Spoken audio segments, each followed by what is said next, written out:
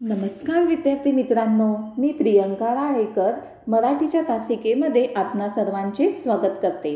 आज आपण व्याकरणामधील विरामचिन्हे हा भाग शिकणार आहोत. तर विरामचिन्हे म्हणजे काय? तुम्ही हा शब्द ऐकला आहे ना? तर विराम म्हणजे थांबणे. आपण जेव्हा बोलतो किंवा लिहितो त्याचा अर्थ नीट लक्षात यावा म्हणून शब्द व वाक्य यामध्ये काही वेळ थांबावे लागते. थांबतो ना आपण थोड्या वेळ. एकसारखे जर बोलत राहिलो तर त्या वाक्याचा अर्थ लागणार का? नाही, त्या वाक्याचा अर्थ लागणार नाही. तर आपल्याला शब्द व वाक्य यामध्ये काही वेळ थांबावेच लागते. आता कोणत्या ठिकाणी किती वेळ थांबावे हे सांगण्यासाठी जी विशिष्ट चिन्हे वापरतात त्यांनाच विरामचिन्हे असे म्हणतात.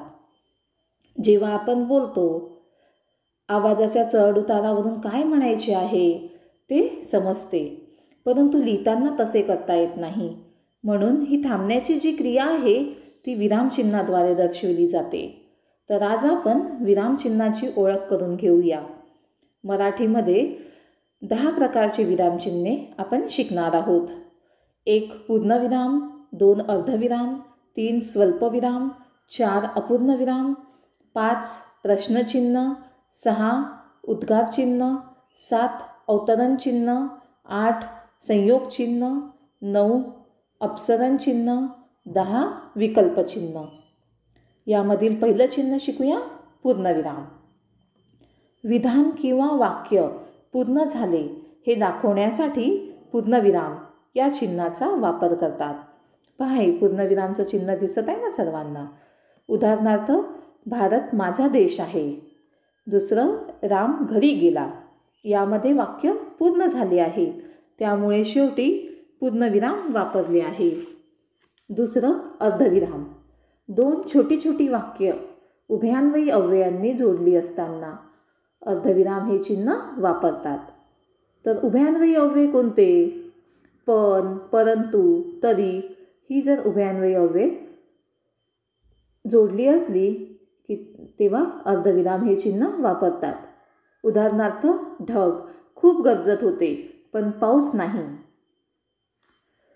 ढग खूप गरजत होते हे पहिलं छोटं वाक्य झालं आणि त्यानंतर पाऊस नाही हे दुसरं छोटं वाक्य झालं. तर हे 2 वाक्य जोडण्यासाठी पण या उभयान्वयी अव्ययांचा वापर केलेला आहे.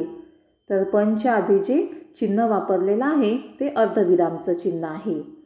दुसरं उदाहरण बघा, त्या देशात राजा होता पण सत्ता लोकांच्या हातात होती. हे 2 वाक्य जोडण्यासाठी पण या उभयान्वयी अव्ययाचा वापर केलेला आहे. तर पणच्या आधीसुद्धा एक आपण अर्धविरामचं चिन्ह वापरलेलं आहे. तर त्या देशात राजा होता हे पहिलं वाक्य झालं आणि दुसरं वाक्य सत्ता लोकांच्या हातात होती.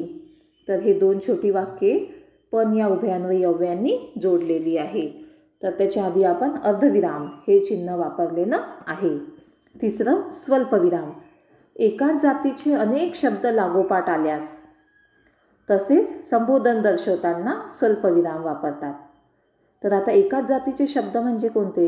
तर उदाहरणार्थ बघा, पहिलं, सोनूकडे मराठी, गणित, इंग्लिश, विज्ञान इत्यादी विषयाची पुस्तके आहेत. तर ही जी विषय दिलेली आहेत तर ही एकाच जातीचे आहेत सर्व. मराठी, गणित, इंग्लिश म्हणजे हे जेव्हा येतात एकाच जातीचे शब्द लागोपाठ आल्यास तेव्हा स्वल्पविराम वापरतात. दुसरं, संबोधन दर्शवताना. गणेश इकडे ये. त्या गणेशला हाका मारलेले आहे, त्याला बोलावलेला आहे म्हणून गणेश नंतर इथे स्वल्पविराम वापरलेला आहे. म्हणजेच आपण काय व्याख्या करू? एकाच जातीचे अनेक शब्द लागोपाठ आल्यास तसेच संबोधन दर्शविताना स्वल्पविराम वापरतात. आता रंगांची नावे समजा. लाल, निळा, हिरवा, पिवळा याच्यामध्ये आपण स्वल्पविराम लावणार. चौथा बघा, अपूर्णविराम. वाक्याच्या शेवटी काही तपशील द्यायचा असल्यास, काही माहिती द्यायची असल्यास अपूर्णविराम वापरतात. उदाहरणार्थ, परीक्षेचे वार. सोमवार, मंगळवार, बुधवार. तर परीक्षेचे वार, त्यानंतर 2 छोटे डॉट दिलेले आहेत, टिंब दिलेले आहेत, त्याला अपूर्णविराम म्हणतात. तर परीक्षेचे वार अपूर्णविराम, त्यानंतर आपण टाकलेले आहेत सोमवार, मंगळवार आणि बुधवार. दुसरं, मुख्य ऋतू किती आहेत? 3. तर त्यानंतर अपूर्णविराम हे चिन्ह वापरलेलं आहे. उन्हाळा, पावसाळा आणि हिवाळा. तर ही जी माहिती जेव्हा द्यायची असली तेव्हा अपूर्णविराम असे वापरतात. 5. प्रश्नचिन्ह. प्रश्नार्थक वाक्याच्या शेवटी प्रश्नचिन्हांचा वापर केला जातो. उदाहरणार्थ, राजू तू केव्हा आलास? दुसरं, तुझे नाव काय? पहा, वाक्याच्या शेवटी प्रश्नार्थक चिन्ह आपण इथे दिलेलं आहे. केव्हा, काय, कुठे, कोणते हे शब्द जेव्हा वाक्यामध्ये येतात तेव्हा तिथे ते वाक्य प्रश्नार्थक असते. 6. उद्गार चिन्ह. उत्कट भावना व्यक्त करताना ती दाखवणाऱ्या शब्दाच्या शेवटी उद्गार चिन्ह वापरतात. तर आता उत्कट भावना म्हणजे काय? कोणत्या उत्कट भावना? तर आनंद, दुःख, आश्चर्य या भावना व्यक्त करताना उद्गार चिन्ह वापरतात. पहा उदाहरणार्थ, बापरे केवढा मोठा साप. तर हे साप पाहून आपल्याला भीती वाटलेली आहे, त्यामुळे आपण बापरे असं म्हटलेलं आहे आणि उद्गार चिन्ह वापरलेलं आहे. दुसरं उदाहरण, अरे रे तो नापास झाला. तर इथे तो नापास झाल्यामुळे वाईट वाटलेला आहे, त्यामुळे अरे रे हे आपण इथे हा शब्द इथे वापरलेला आहे आणि त्यानंतर उद्गार चिन्ह दिलेलं आहे. तिसरं उदाहरण, अबब केवढी मोठी इमारत. तर इथे आपल्याला आश्चर्य वाटलेलं आहे, बापरे अबब केवढी मोठी इमारत. तर अशा प्रकारे उत्कट भावना व्यक्त करताना आपण उद्गार चिन्ह वापरतो. 7. अवतरण चिन्ह. बोलणाऱ्याच्या तोंडचे शब्द दाखविण्याकरिता तसेच एखाद्या शब्दावर जोर द्यायचा असल्यास अवतरण चिन्ह वापरतात. तर हे अवतरण चिन्ह दुहेरी किंवा एकेरी अवतरण चिन्ह असतात. तर दुहेरी अवतरण चिन्ह केव्हा वापरायचे आणि एकेरी अवतरण चिन्ह केव्हा वापरायचे हे आता आपण समजून घेऊया. बोलणाऱ्याच्या तोंडचे शब्द दाखविण्याकरिता दुहेरी अवतरण चिन्ह वापरतात आणि एखाद्या शब्दावर जोर द्यायचा असल्यास अवतरण चिन्ह वापरतात. पहा उदाहरणार्थ, ताई म्हणाली, नको बुडू शाळा. तर ताईच्या तोंडचे शब्द आपण दाखवत आहे, तर इथे दुहेरी अवतरण चिन्ह वापरलेले आहे. पहा, नको बुडू शाळा, इथे दुहेरी अवतरण चिन्ह दिलेले आहे. दुसरं, इयत्ता 4च्या पाठ्यपुस्तकात बोलणारी नदी हा पाठ दिलेला आहे. तर या वाक्यामध्ये बोलणारी नदी या शब्दावर जोर दिलेला आहे, म्हणून तिथे एकेरी अवतरण चिन्ह दिलेले आहेत. तर जेव्हा एखाद्या वाक्यामध्ये आपण एखाद्या शब्दावर जोर देतो तर तिथे एकेरी अवतरण चिन्ह वापरतात. मूलभूत ध्वनींना वर्ण म्हणतात. तर वर्ण हे या शब्दावर आपण जोर दिलेला आहे, म्हणून ते एकेरी अवतरण चिन्हात आपण लिहिलेलं आहे. 8 नंबर, संयोग चिन्ह. 2 शब्द जोडताना तसेच ओळीच्या शेवटी शब्द अपुरा किंवा अर्धवट राहिल्यास संयोग चिन्ह वापरतात. तर पहिलं बघा, 2 शब्द जोडताना कसं, विद्यार्थी भांडार, आई वडील. तर आपण शाळेत विद्यार्थी भांडार सुरू करू. या वाक्यामध्ये विद्यार्थी आणि भांडार हे जे 2 शब्द आहेत ते संयोग चिन्हांनी जोडलेले आहे. दुसरं उदाहरण, सरोवराजवळ येताच बसमधून आम्ही भराभर बाहेर पडलो. कुठे येतात? सरोवराजवळ येताच बसमधून आम्ही भराभर बाहेर पडलो. तर वरील वाक्यात बसमधून हा शब्द लिहिण्यासाठी ओळ अपुरी पडली आहे, तर त्यामुळे ओळीच्या शेवटी संयोग चिन्ह वापरलेलं आहे. तर कोणतं चिन्ह वापरलेलं आहे? संयोग चिन्ह. तर आपल्या पुस्तकात पेज नंबर 28वर उदाहरण दिलेलं आहे. तुमच्यापैकी कोणत्याही 2 मुलांनी ते विद्यार्थी भांडार दररोज चालवायचे. तर चालवायचे या शब्दासाठी तिथे ओळ अपुरी पडली आहे. चालवा वर लिहिलेला आहे आणि याचे हे खाली लिहिलेलं आहे, दिसत आहे ना सर्वांना. तर तिथे ओळ अपुरी पडली आहे, त्यामुळे त्या ओळीच्या शेवटी संयोग चिन्ह वापरलेले आहे. तर 9 अपसरण चिन्ह. मराठी वाक्यात एखाद्या मुद्द्याचे स्पष्टीकरण